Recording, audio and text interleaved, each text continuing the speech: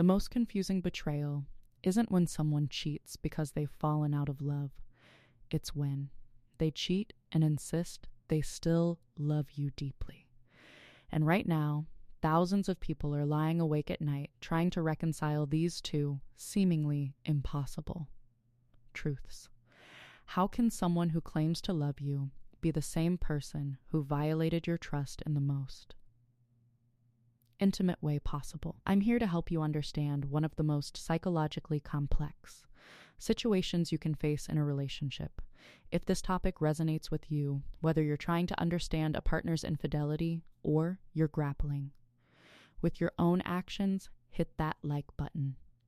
This conversation matters, and I want to make sure it reaches people who need it. What I'm about to share will fundamentally change how you understand infidelity, attachment, and the human capacity to hold contradictory feelings simultaneously. Let me ask you something. Have you ever heard someone say, "I love you, but I cheated," and felt like your brain was short-circuiting? Like these two statements couldn't possibly coexist in the same reality? That cognitive dissonance you're feeling, that mental discomfort when two contradictory beliefs collide, that's exactly what we're going to explore today. Because here's what most people don't understand. The human mind is capable of extraordinary compartmentalization. We can hold genuine love for someone while simultaneously engaging in behavior that destroys that relationship. And understanding how this happens psychologically is crucial, whether you're the one who was betrayed or the one who betrayed. There's something I need to tell you before we go deeper. This isn't about excusing infidelity. This isn't about justifying betrayal. This is about understanding the psychological mechanisms that allow otherwise. Caring people to cause devastating harm to those they genuinely care about. By the end of this video, you'll understand the neuroscience behind attachment and desire, the psychological defense mechanisms that enable infidelity, and most importantly, what this means for healing and moving forward. So take a breath. This is going to be intense, but it's going to be illuminating. Let's start with the reality that millions of people are facing right now. You've just discovered that your partner cheated. Your world has shattered. Everything you thought you knew about your relationship is now in question. And then they look at you with tears in their eyes and say, "I love you. I've always loved you. This doesn't change how I feel about you." And you feel like you're going insane. Because how can both things be true? You see their remorse, you hear their pleading, you might even sense their genuine confusion about their own actions.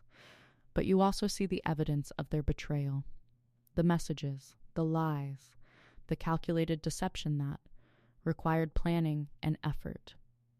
And here's what makes this even more psychologically complex. In many cases, they're telling the truth. They do love you, and they still cheated. This paradox is one of the most difficult psychological realities to accept, both for the person who was betrayed and for the person who did the betraying. Over years of working with couples navigating infidelity, I've observed something fascinating.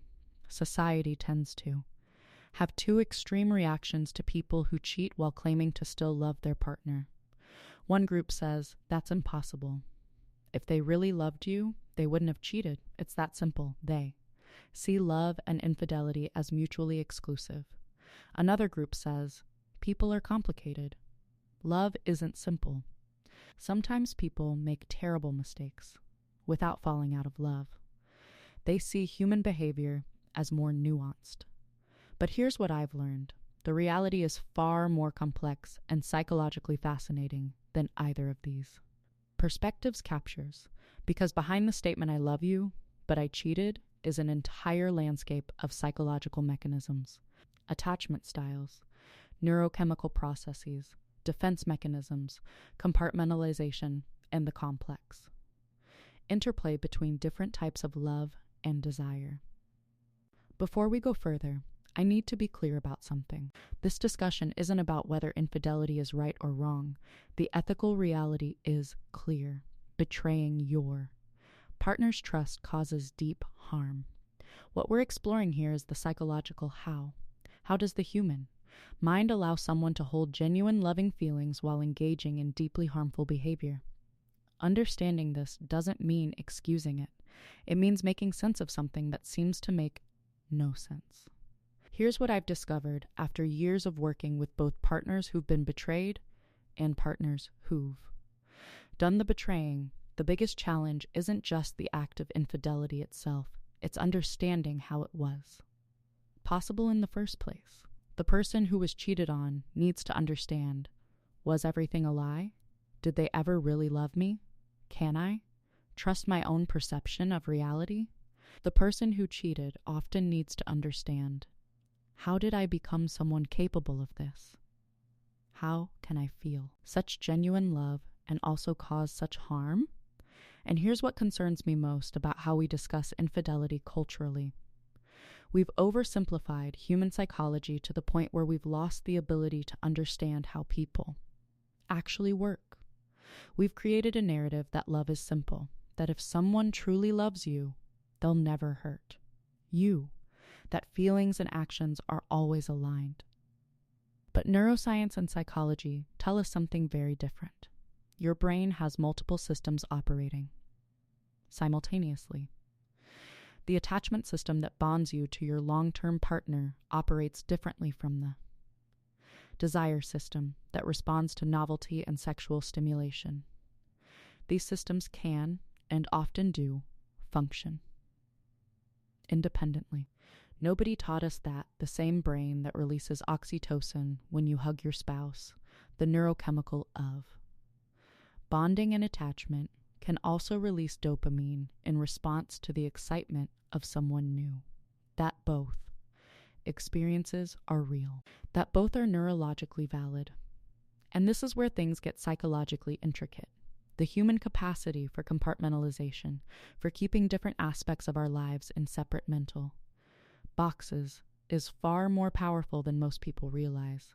It's the same mechanism that allows someone to be a loving parent while being ruthless in business, to be generous with friends while being cruel to strangers, to hold contradictory beliefs without experiencing constant cognitive dissonance. Your brain is incredibly skilled at creating narratives that allow you to maintain a coherent sense of self even when your actions contradict your values.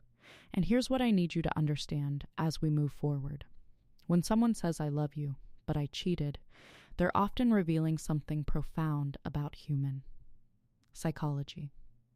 They're exposing the gap between intention and action, between how we see ourselves and how we behave, between the different systems in our brain that don't always communicate with each other. This doesn't make the betrayal hurt less. It doesn't repair the broken trust.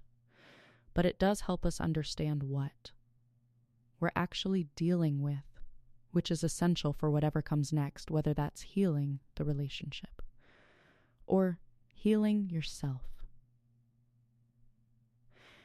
and moving on. There's a psychological trap here that almost everyone falls into, whether they've been betrayed or done the betraying.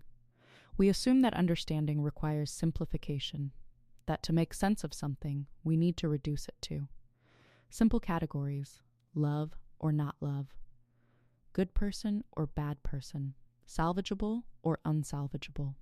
But human beings are not simple. Relationships are not simple. And infidelity, especially infidelity where genuine love still exists, is one of the most psychologically complex situations we can face. Let's talk about what's actually happening in the brain when someone experiences both love and the desire to be unfaithful. Because this isn't just about willpower or character. There are real neurobiological processes at work here that help explain this paradox. First, let's talk about attachment and bonding. When you're in a long-term relationship, your brain develops powerful attachment bonds with your partner. This is mediated primarily by oxytocin, often called the bonding hormone. Oxytocin is released during physical touch, during intimate conversations, when you feel emotionally safe with someone. This is the same neurochemical system that bonds parents to children. It's deep, it's powerful, and it creates a genuine sense of love and connection. This attachment system is located primarily in brain regions associated with safety, security, and long-term bonding. When this system is activated, you genuinely feel love. You want to protect this person. You value their well-being. You can envision a future together. Now, here's where it gets interesting. Your brain also has a completely different system responsible for sexual desire and novelty seeking. This system is driven primarily by dopamine, the neurotransmitter associated with reward, motivation, and pleasure seeking. The dopamine system responds powerfully to novelty, new experiences, new people, unpredictability. These all trigger dopamine release. It's the same system that makes the early stages of any relationship so intoxicating. Everything is new, everything is exciting. Your brain is flooded with feel-good chemicals. But here's the crucial part. These two systems, attachment and desire, operate somewhat independently in the brain. This means you can have a strong attachment bond with your long-term partner, oxytocin-driven, while simultaneously experiencing intense desire for someone new, dopamine-driven. Both experiences are neurologically real. Both involve genuine brain activation and genuine feelings. This is why someone can truthfully say, "I love my partner," while also being genuinely attracted to someone else. These aren't contradictory experiences from a neurological standpoint. They're different systems operating simultaneously. Now, does this neurological reality excuse infidelity? Absolutely not. We're not slaves to our neurochemistry. We have prefrontal cortex function, the ability to inhibit impulses, consider consequences, and act according to our values rather than our immediate urges. But understanding that these systems exist helps explain why the experience feels so confusing, both to the person who cheated and the person who was betrayed. Let's add another layer: evolutionary psychology. From an evolutionary standpoint, humans developed as a species that forms pair bonds for child rearing while also having some inclination toward variety. This isn't a justification for infidelity in modern relationships where monogamy is explicitly agreed upon. It's simply an acknowledgement that we've inherited a complex neurobiological system that can sometimes produce conflicting drives. For thousands of years, human survival depended on forming stable partnerships for raising vulnerable offspring. At the same time, genetic diversity provided evolutionary advantages. The result is that modern humans have neural circuitry for both long-term bonding and attraction to multiple partners. Again, this doesn't justify betraying your partner. We're capable of making conscious choices that override these impulses, but it does help explain why these impulses exist in the first place. Now let's talk about the psychological mechanisms that enable infidelity when someone does still love their partner. Compartmentalization. This is one of the most powerful psychological defenses the human mind employs. Compartmentalization allows you to keep different aspects of your life in separate mental boxes that don't communicate with each other. When someone is engaging in an affair, they're often operating in what psychologists call a separate psychological space. In that space, they're not thinking about their partner at home. They're not connecting their current behavior with their values or their commitments. It's as if that part of their life exists in a separate reality. This is why someone can be a loving, attentive partner 90% of the time while having an affair the other 10%. In those moments of being present with their primary partner, their love is genuine. They're not faking it. They've simply compartmentalized the affair into a separate mental space. Rationalization and cognitive dissonance. When our behavior conflicts with our self-image or values, we experience cognitive dissonance, psychological discomfort from holding contradictory beliefs. To reduce this discomfort, Our minds are incredibly creative at generating rationalizations. Someone who sees themselves as a loving partner but is engaging in infidelity might think, this doesn't really count because it's just physical. My needs weren't being met, so this is understandable. What they don't know won't hurt them. I'll end it soon, so the relationship isn't really threatened. This actually makes me a better partner because I'm happier. These rationalizations allow the person to maintain their self-image as someone who loves their partner while engaging in behavior that contradicts that love. The mind is protecting itself from the full weight of cognitive dissonance. The dual reality. Here's something I've observed in therapy. People who cheat while maintaining they love their partner are often living in two different psychological realities. Reality 1.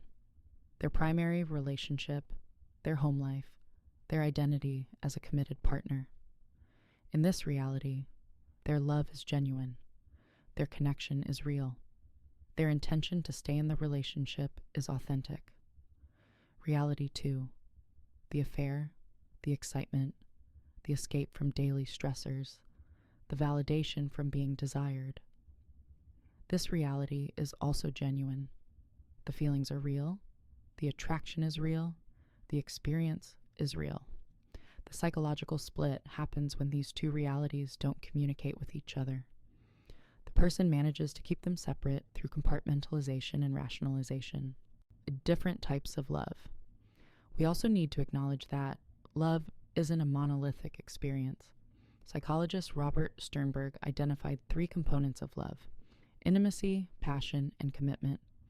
Someone in a long-term relationship might have high intimacy and commitment with their partner, but the passion has diminished over time. Then they encounter someone new who triggers intense passion. They experience this passionate feeling as real, while their intimate, committed love for their partner is also real. The confusion comes from treating love as if it's one simple thing when it's actually a complex constellation of different feelings and experiences.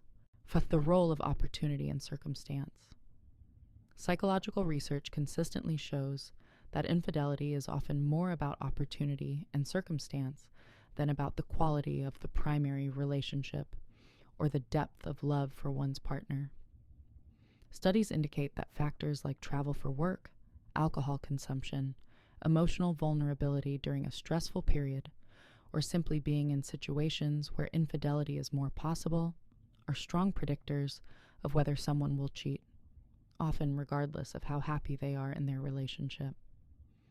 This helps explain how someone can love their partner deeply and still cheat when the right combination of opportunity, circumstances, and momentary vulnerability align. Attachment styles. Your attachment style, developed in childhood and shaped by early relationships, profoundly influences how you navigate intimate relationships as an adult. People with anxious attachment styles might seek validation through affairs while still feeling deeply attached to their primary partner. Their infidelity might stem from insecurity rather than lack of love. People with avoidant attachment styles might engage in affairs as a way to maintain emotional distance or to avoid the vulnerability of full emotional intimacy with their partner, even though they do experience love and attachment. Understanding someone's attachment style doesn't excuse their behavior, but it does provide insight into the psychological mechanisms at play. The escape factor. Sometimes infidelity serves as an escape from aspects of life that have nothing to do with the primary relationship. Work stress, existential anxiety, fear of aging, identity crises. These can all be temporarily avoided by the excitement and novelty of an affair. In these cases, the affair isn't about dissatisfaction with the partner or lack of love. It's about seeking relief from psychological discomfort that has nothing to do with the relationship itself. The person might genuinely love their partner while also using infidelity as a maladaptive coping mechanism for other life stressors. The reality check. Here's what all of this adds up to. Yes, it is psychologically possible to love someone and still cheat on them. The mechanisms exist in our neurobiology and our psychology that make this possible. But, and this is crucial, possible doesn't mean acceptable. Understanding doesn't mean excusing. The capacity to love someone and still betray them reveals something important about human psychology. We're capable of causing harm to the people we care about most. Our actions don't always align with our feelings. Our feelings don't always align with our values. And our moment-to-moment behavior doesn't always reflect our deeper commitments. This is the uncomfortable truth about human nature that we need to grapple with if we're going to truly understand infidelity. Now let's talk about the actual experience of this psychological paradox from different perspectives. For the person who was betrayed, if you've been cheated on by someone who insists they love you, you're likely experiencing a profound sense of confusion and betrayal that's difficult to articulate. Your mind is trying to reconcile two pieces of information that seem mutually exclusive. The person you trusted. Most hurt you in one of the deepest ways possible, and yet they're standing in front of you saying the words, I love you, with what appears to be genuine emotion. This creates what psychologists call a reality crisis. You start questioning everything. Was any of it real? Were they lying the whole time? Can I trust my own judgment about what's real? If they loved me, how could they do this? The cognitive dissonance you experience as the betrayed partner can be absolutely debilitating. Your brain is trying to process contradictory information, and it's exhausting. Here's what makes it even harder. In many cases, when someone who cheated says they love you, they're being truthful according to their own internal experience. They do feel love. They do feel remorse. They do feel conflicted.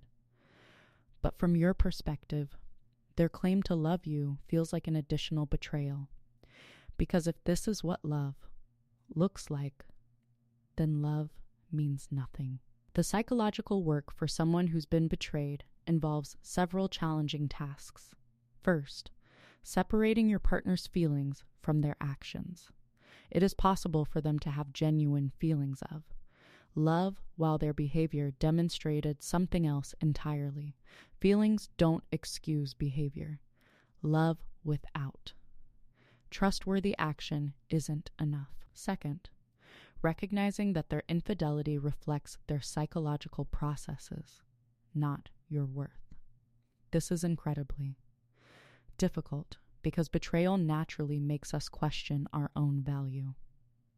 But their capacity for compartmentalization and their choices in moments of temptation are about them, not about you. Third, deciding what you need going forward. Does understanding the psychology behind I love you but I cheated change anything for you? Does it make the relationship salvageable? Does it matter to you whether they meant their love if they still chose to betray you? These are deeply personal questions with no universal answers. For the person who cheated, if you've cheated on someone you genuinely love, you're likely experiencing a different kind of psychological crisis. You're confronting the gap between who you thought you were and who you actually behaved as. You might be thinking, how did I become someone capable of this? How can I feel such genuine love and remorse while having made such deliberately hurtful choices? Am I a fundamentally bad person? Can I ever trust myself again? The shame and self-condemnation can be overwhelming, and the confusion is real, because from your internal experience, your love for your partner is real. You weren't faking it. You didn't wake up one day not loving them. Somehow, the love existed alongside the behavior that violated it. This is where understanding the psychological mechanisms we discussed earlier becomes crucial for the person who cheated. You need to understand how compartmentalization worked in your mind. How did you keep the affair separated from your primary relationship? What rationalizations did you use? What allowed you to temporarily disconnect from your values? Understanding this isn't about making excuses. It's about figuring out how this happened so you can ensure it doesn't happen again, whether in this relationship or any future relationship. You also need to grapple with the reality that intentions and impact are different things. You might have intended your love for your partner to be primary. You might have intended the affair to be meaningless. But the impact of your actions is what matters, regardless of your internal experience or intentions. The relationship dynamic. When a couple tries to navigate this situation together, they're dealing with profoundly different psychological realities. The person who was betrayed needs the person who cheated to fully acknowledge the harm caused, to take complete responsibility, to demonstrate trustworthy behavior consistently over time. The person who cheated needs the betrayed partner to eventually believe that their love was and is real, that they're capable of change, that the relationship can be repaired. These needs can feel mutually exclusive, especially in the immediate aftermath of discovery. The person who was betrayed might think, if you truly loved me, you need to understand that I may never fully trust you again. Your actions have consequences. The person who cheated might think, I'm trying to show you my love is real, but nothing I do seems to matter. How can we move forward if you'll never believe me? Both perspectives are psychologically valid, and this is why healing from infidelity, if healing is even possible, or desired, requires enormous emotional work from both partners. The question of forgiveness and reconciliation. Here's where we need to talk about what comes after understanding. Understanding that someone can love you and still cheat on you doesn't obligate you to forgive them.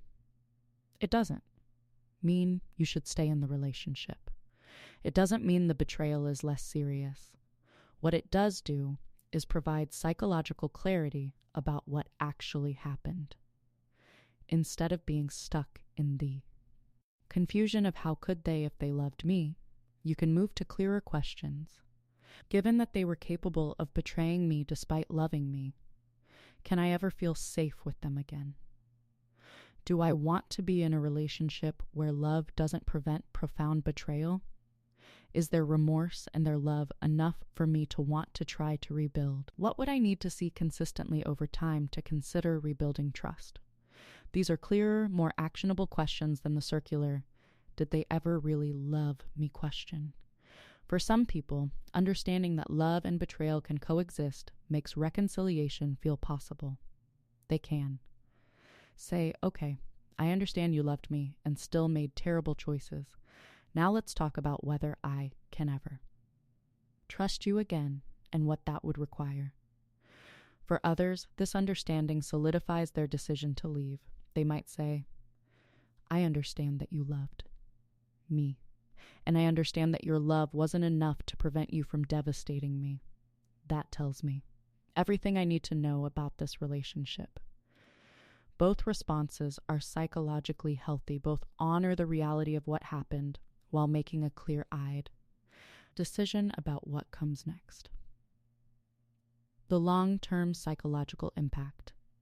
Whether a couple stays together or separates after infidelity, there are long-term psychological impacts to consider. For the betrayed partner, trust issues that may extend beyond this relationship, hypervigilance and anxiety in intimate relationships, questions about their own judgment and ability to read people accurately, potential PTSD like symptoms including intrusive thoughts and emotional flashbacks. 4. The person who cheated, loss of self-trust and confidence in their own character, shame that can become toxic if not processed healthily, fear that they're fundamentally untrustworthy, difficulty rebuilding authentic connection. For the relationship, if it were neither, a before and after quality, where the relationship is forever marked by this event, ongoing triggers and difficult moments even years later, the need for new relationship agreements and boundaries, potential for post-traumatic growth if both partners do deep work. Understanding the psychology behind "I love you, but I cheated" doesn't erase these impacts, but it can provide a framework for processing them more effectively. So what do you do with all this information? How does understanding the psychology of loving someone while betraying them actually help you move forward? Let me offer some practical frameworks, whether you're the betrayed partner, the partner who cheated, or someone trying to understand your own capacity for this behavior. If you were betrayed, 1. Separate feelings from actions. Your partner's feelings of love may have been genuine, and their actions were deeply harmful. Both can be true simultaneously. You don't have to invalidate their feelings to validate your pain. Practice saying to yourself, "They may have loved me, and they still chose to betray me." Both are real. This helps you avoid getting stuck in the endless loop of, "Did they ever really love me?" and allows you to focus on the more important question, regardless of their feelings, was their behavior acceptable to me? 2. Trust your reaction. However you feel about what happened is valid. You don't owe your partner forgiveness just because you now understand the psychology behind their behavior. Understanding doesn't obligate reconciliation. If you want to leave, you can leave. If you want to try to work through it, you can try. If you're unsure, you can take time. All of these responses honor both the psychological complexity and your own needs. 3. Define what trust would require. If you're considering staying, get very specific about what rebuilding trust would require.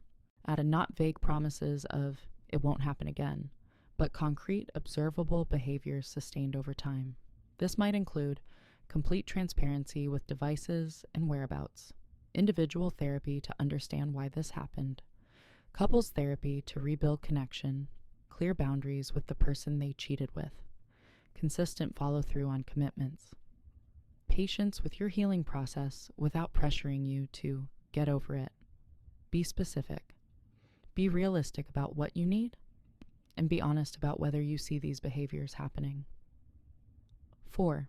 Process the trauma. Betrayal trauma is real. Don't minimize what you've experienced just because you now understand the psychology behind it. Consider working with a therapist who specializes in infidelity and betrayal trauma. All your healing process might include allowing yourself to fully feel the grief, anger, and confusion, building support systems outside the relationship, rediscovering your own identity separate from the relationship, practicing self-compassion as you navigate this. If you cheated, 1. Stop explaining and start listening. Understanding that you can love someone and still betray them doesn't mean your partner needs to hear your psychological explanations right now. They need to be heard, validated, and reassured through consistent behavior, not words.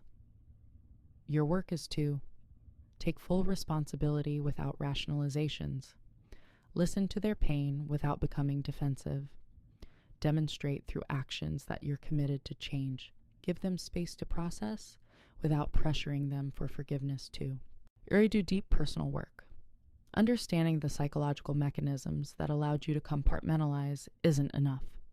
You need to actively work on identifying your triggers and vulnerabilities, developing healthier coping mechanisms for stress, insecurity, or whatever drove you to seek escape through infidelity, building stronger integration between your values and your behaviors, learning to sit with uncomfortable feelings instead of avoiding them through destructive behavior. This work is best done with a therapist who can help you understand your specific psychological patterns. 3. Rebuild trust through consistency.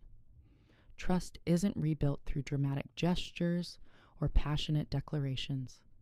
It's rebuilt through boring consistency, doing what you say you'll do, being where you say you'll be, following through on commitments, a day after day after day. This requires patience. Your partner's trust won't return on your timeline. There will be setbacks. There will be moments when they thought they were healing and then get triggered again. Your job is to remain steady and reliable through all of it. 4. Accept that some relationships won't survive. Even if you do all the right work, even if your love is genuine, even if your remorse is real, your partner may still choose to leave. That's their right.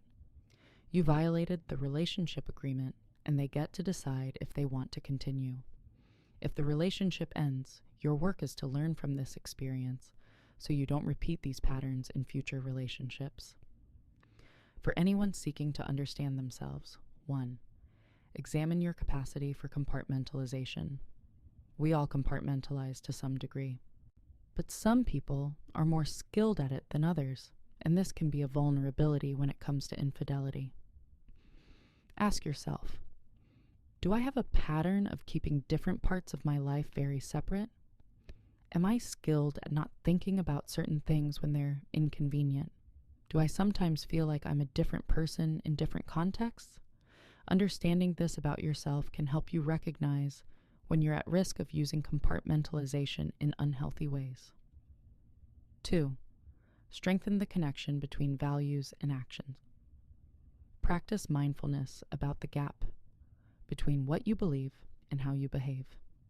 When you notice that gap appearing, pause and ask yourself, what am I avoiding by not aligning my actions with my values right now? What discomfort am I trying to escape? What would it mean to act with integrity in this moment? 3. Build communication skills. Many people who cheat do so in part because they struggle to communicate difficult feelings or needs in their primary relationship. Learning to have uncomfortable conversations is crucial. Instead of seeking escape, practice saying, I'm feeling disconnected from you lately. I'm struggling with feeling desired. I'm experiencing temptation and I want to talk about it. Something is missing for me and I need help understanding what it is. These conversations are hard, but they are less destructive than acting out. 4. Understand your attachment style. Your attachment patterns profoundly influence how you navigate relationships. If you have an insecure attachment style, either anxious or avoidant, you may be more vulnerable to patterns that lead to infidelity. And working with a therapist to understand and heal your attachment wounds can transform how you show up in relationships. The bottom line, understanding that someone can love you and still betray you doesn't make the betrayal less serious. It doesn't obligate forgiveness. It doesn't mean relationships should necessarily survive infidelity. What it does do is provide psychological clarity. It helps you understand what you're actually dealing with instead of being lost in confusion. And from that place of clarity, you can make better decisions about what you need and what comes next. Whether that's leaving, staying, and rebuilding, or simply processing and healing, clarity helps. Here's what I want you to take away from this conversation. Pause. Human beings are psychologically complex. We're capable of holding contradictory feelings. We're capable of loving someone deeply while also making choices that devastate them. This isn't a comfortable truth, but it's a truth nonetheless. If you're navigating the aftermath of infidelity, whether as the betrayed partner or the partner who cheated, I want you to know that your confusion is valid.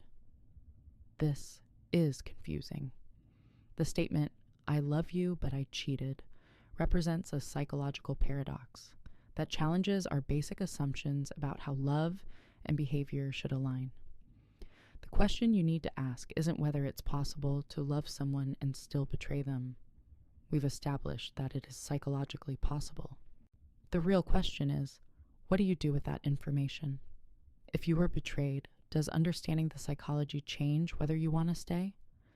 Does it matter that their love might have been real if their behavior was still unacceptable?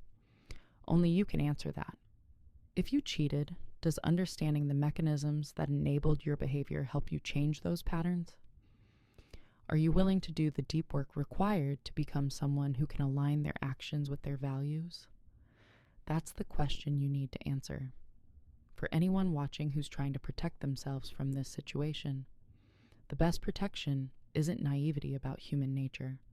It's understanding that people are complex, that our brains are capable of compartmentalization, and that you need to pay attention to patterns of behavior, and not just declarations of feeling. Choose partners who demonstrate integrity consistently, who have strong communication skills, who've done their own psychological work, and build relationships where difficult conversations are possible, where needs can be expressed, where both partners are committed to acting in alignment with their values, even when it's hard. The psychology of infidelity is complex.